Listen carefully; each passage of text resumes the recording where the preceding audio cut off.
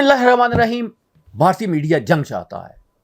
भारतीय मीडिया हमेशा बड़ी एक अग्रेशन में रहा है। पाकिस्तान में जो एक सुल्तान राही का किरदार था, आप यूँ समझें कि भारतीय मीडिया कुछ उसी तरह का सुल्तान राही की तरह गंडासा लेके पाकिस्तान के पीछे पड़ा हुआ है और अपने हुक्मरानों के पीछे पड़ा है कि जाओ हमला करो, पाकिस्तान को तबाह कर दो। लेकिन पाकिस्तान जो है ये ऐसा नहीं है, पाकिस्तान तरने वाला नहीं है। ये कई दफ़ा हुआ कि पाक हुक्मरान जो हैं, भारतीय हुक्मरान हैं, उन्होंने ये कहा कि वो पाकिस्तान को तबाह कर देंगे। ये ज़िया-उल हक़ के ज़माने में हुआ जब राजीव गांधी जो हैं वो ब्रास्टेक उन्होंने जो एक्सरसाइजेज़ का फ़ैसला किया, तो उसमें ये हुआ कि ज़िया-उल हक़ को पता चला तो वो मैच खेलने के लिए चला गया और जब आखिरी मैच उसने देखा तो उसने राजीव से एक बात कही और ये बात आज भी भारतीय हुक्मरानों के समझने के लिए है, भारतीय हुक्मरानों के जानने के लिए है ये बात। और उसने ये कहा कि महात्मा गांधी ने एक बात कही थी, तो उसने कहा मिस्टर राजीव, मैं आपको याद दिलाना चाहता हूँ कि महात्मा गांधी ने एक बात कही थी कि अगर सब कॉन्टिनेंट से हिंदुओं का खात्मा हो जाए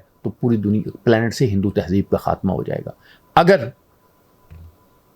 यहाँ से मुसलमान ख़त्म हो जाएं तो मुसलमान तहजीब का खात्मा नहीं होगा, मुसलमान तब भी प्लेनेट पे दूसरे ख़ित्तों में मौजूद रहेंगे। उन्होंने कहा आज हमारे पास ये ताकत है कि हम आपको तबाह कर सकते हैं, आप हमें तबाह कर सकते हैं।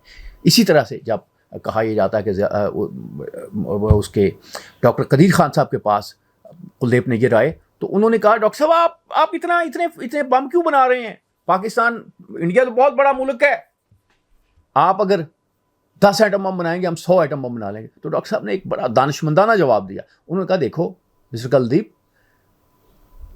पाकिस्तान को तबाह करने के लिए 3 एटम बम काफ़ी हैं, इंडिया को तबाह करने के लिए 7 एटम बम काफ़ी हैं, इतने बन चुके हैं। और अब तो ये है कि पाकिस्तान के पास ऐसी मिसाइल कैपेसिटी है कि पाकिस्तान इंडिया के हर कोने को, हर शहर को, हर गांव को हिट कर सकता है एटम बम से।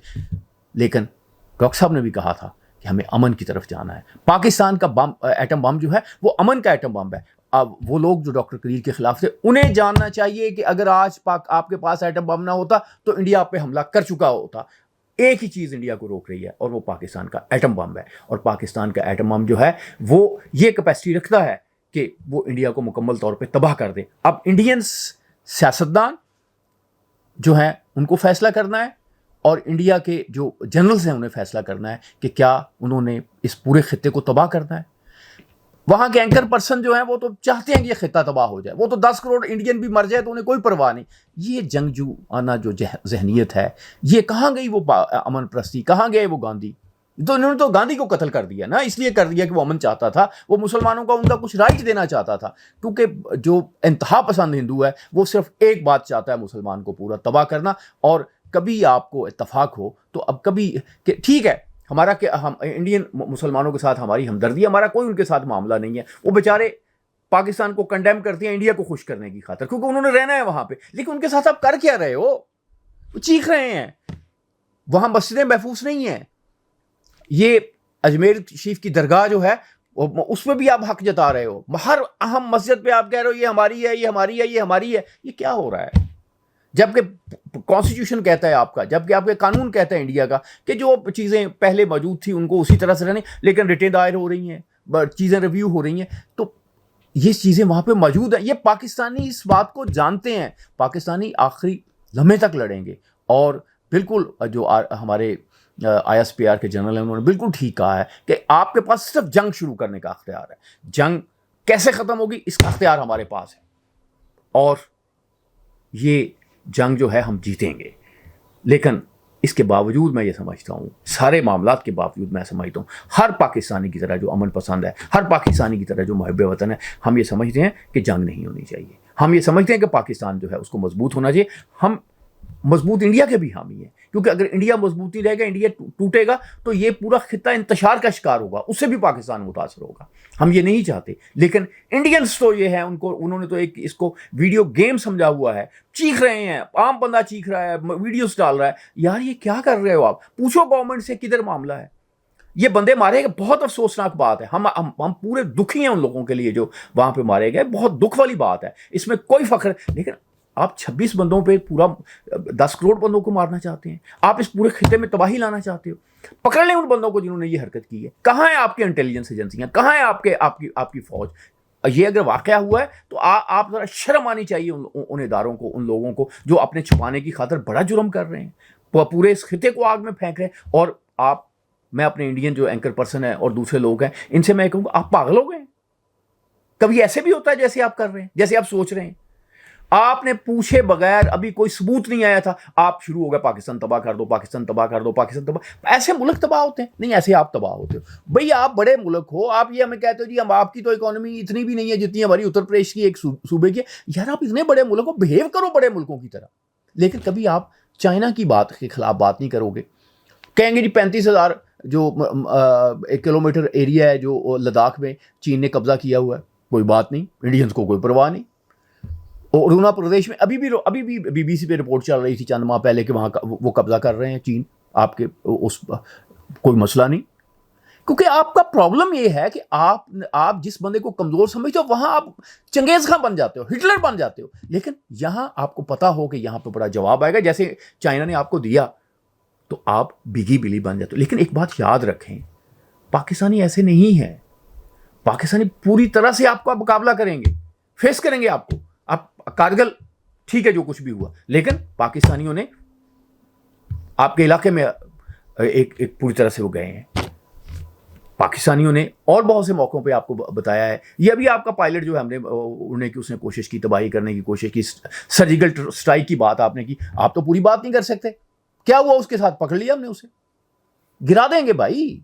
पाकिस्तान में ये और बात सारी छोड़ दें कि वो आप, पाकिस्तान में आपको तबाह करने की मुकम्मल सलाहियत है।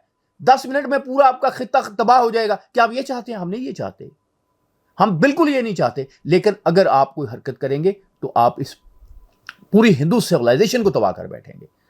अकल के नाखन लें, अकल के नाखन लें। मुशर्रफ से जब आप इस तरह की बात करते थे, वो भी कहता था यार जिन लोगों ने हमसे लड़ना है उन्हें पता है कि हम क्या है।